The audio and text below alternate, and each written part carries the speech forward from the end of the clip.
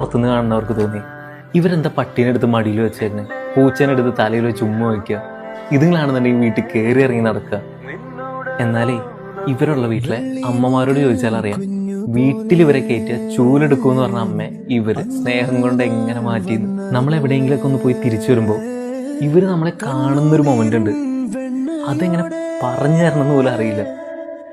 അനുഭവിക്കണം. നമ്മുടെ ലൈഫിൽ ഏറ്റവും മോശം ഫേസിൽ കൂടെ പോണ ഒരു ടൈമാണെന്നുണ്ടെങ്കിൽ നമുക്ക് കിട്ടാവുന്ന ഏറ്റവും നല്ല മെഡിസിൻ എന്താണെന്ന് പറയും, ഈ മിണ്ടാപ്രാണികളായിരിക്കും.